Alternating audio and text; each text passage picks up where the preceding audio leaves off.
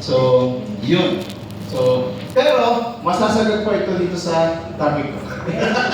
Lahat. Resurrection. Yeah.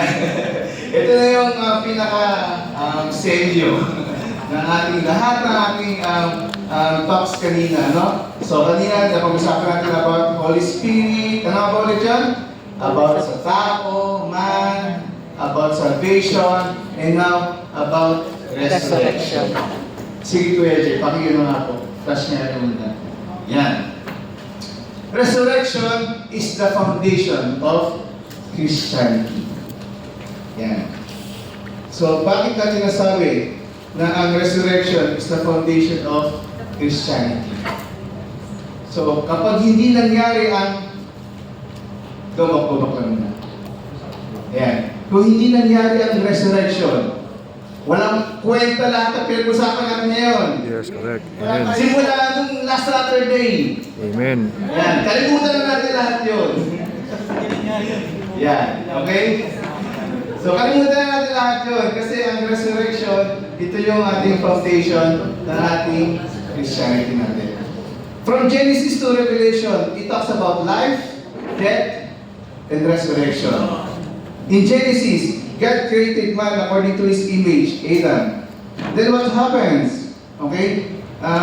That man died because of sin. Tama ba? Kasi kinain niya yung fruit of knowledge of good and evil. Man got separated from God because of sin. Because of the sinfulness of man, God destroys mankind through flood. Sa part ni Noah. Di ba? So, from Joseph's account, God delivered the Israelites from famine. Death. So, dapat mamamatay sila lahat. Pero, nilagay ni God si Joseph as governor of Egypt. Nagkaroon ng salvation from starvation.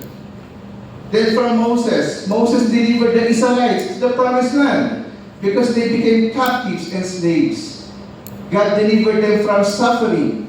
Then the story continues, okay, until Jesus came to earth to save us from our sins. Christ died on the cross, rose again, and will come again to bring us to His eternal place, heaven. Next slide.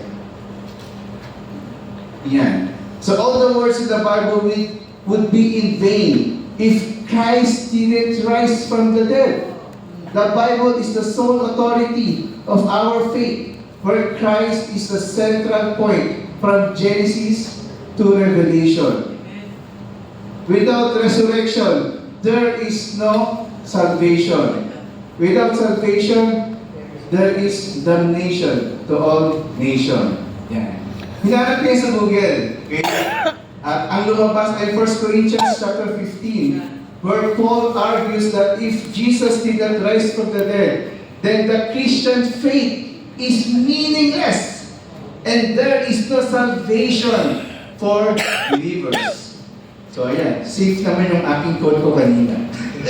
Kasi yan ay yung pumasok na sa mind ko habang gumagawa ko nito.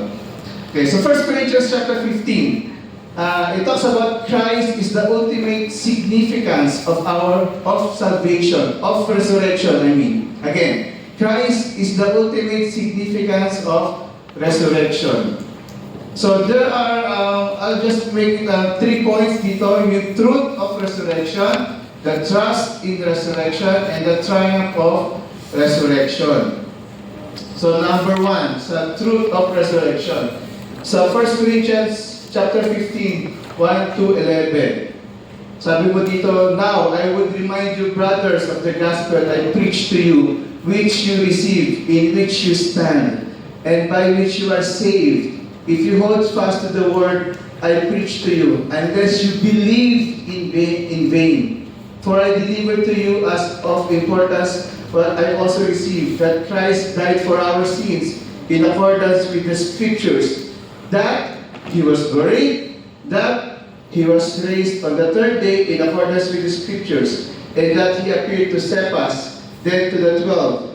Then He appeared to more than 500 brothers at one time, most of whom are still alive, though some have fallen asleep. Then He appeared to James, then to all the apostles. Last of all,